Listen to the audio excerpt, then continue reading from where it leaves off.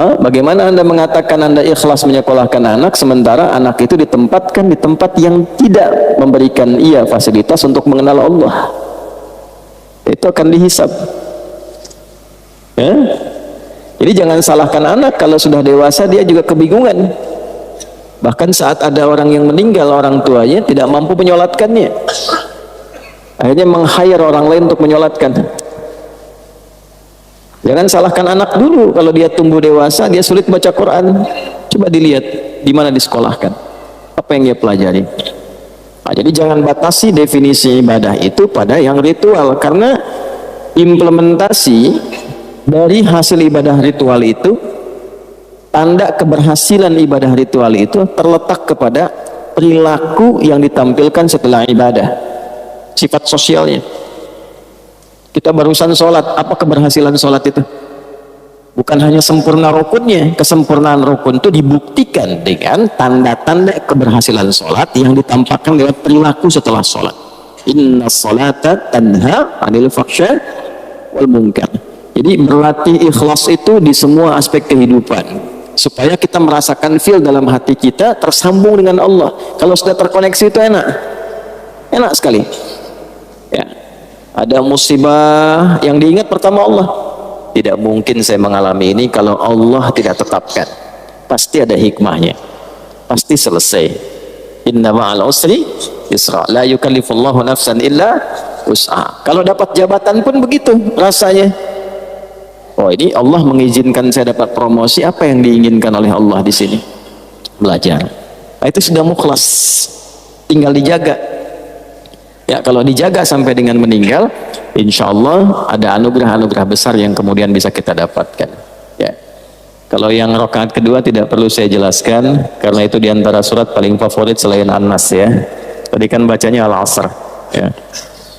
Itu kurang lebih maksud saya menyampaikan dengan membuka itu dulu, supaya kita bisa merasakan kenikmatan lebih dalam menunaikan sholat berjamaah. Jadi begitu salam kita bisa evaluasi diri. Oh, jadi kalau selama ini ada perbuatan yang kurang baik, berarti belum niat ibadahnya sempurna, berarti pendekatan kepada Allahnya yang kurang. Kalau ada masalah nggak pernah tuntas, padahal harta sudah melimpah, kedudukan tinggi, berarti yang kurang bukan dunia, yang kurang pendekatan kepada Allahnya. Karena itulah ketika orang-orang seperti ini ingin kembali kepada Allah, menariknya di Al-Quran disebut dengan nama yang sama dengan orang yang sedang ibadah. Jadi orang tobat dari dosa, dosa sebesar apapun, ketika dia tobat, itu disifati oleh Al-Quran sedang ibadah, Pak. Itulah dahsyatnya ketika Allah memberikan anugerah. Itu dengan nama yang sama dengan orang yang sedang berdoa, dengan nama yang sama dengan orang yang sedang menunaikan sholat, namanya sama-sama ibad. Buka Quran surah ke-39 misalnya, di ayat ke-53. Az-Zumar ayat 53. Qul ya ibadiyalladzina asrafu ala anfusihim la taqnatu min rahmatillah innallaha yaghfirudz dzunuba jami'a.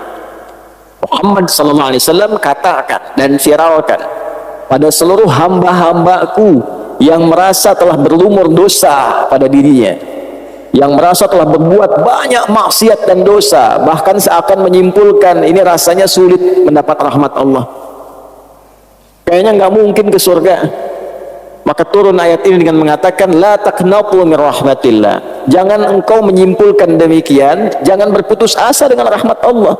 Innallaha, tegaskan pada hatimu, pada dirimu yang paling dalam, jangan pernah ragu, sungguh aku tegaskan, Allah itu, kata Allah, yaghfirudz dzunuba jami'a, akan selalu membuka peluang untuk mengampuni seluruh dosa-dosa yang pernah engkau kerjakan, agar engkau menjadi lebih baik, asal engkau mau koreksi diri dan menjadi pribadi yang lebih baik di masa depan.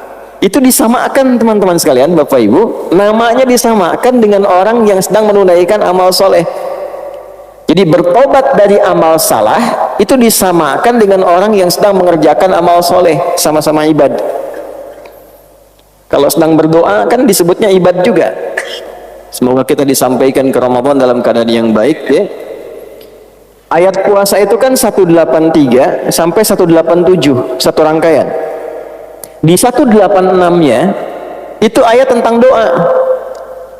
Wa idza sa'alaka ibadi anni fa inni qarib. Dirangkaikan di ayat puasa karena umumnya orang saat masuk Ramadan banyak berdoa. Ya kan? Jadi itu sifat bagi orang soleh kan, berdoa. Jadi orang yang sedang berdoa menunaikan amal soleh itu disamakan namanya dengan orang yang telah berbuat salah dan dia bertobat. Jadi tobat itu amal soleh, ada pahalanya. Seperti kita mengerjakan yang ma'ruf, meninggalkan yang mungkar pun ada pahalanya. Mengerjakan yang soleh, meninggalkan yang salah, sama-sama berpahala. Nah, itu kesimpulan yang kita dapatkan dalam kesempatan subuh ini. Jadi berbahagialah kalau saya, Anda, kita pernah berbuat salah dan mendengar ayat itu kemudian bertobat. Bukan hanya tobatnya yang berpotensi diterima, tapi pahala juga dituliskan. Betapa sayangnya Allah kepada kita. Jadi kalau sudah dengan tawaran itu belum mampu untuk bertobat, dengan cara apa lagi kemudian mesti difasilitasi?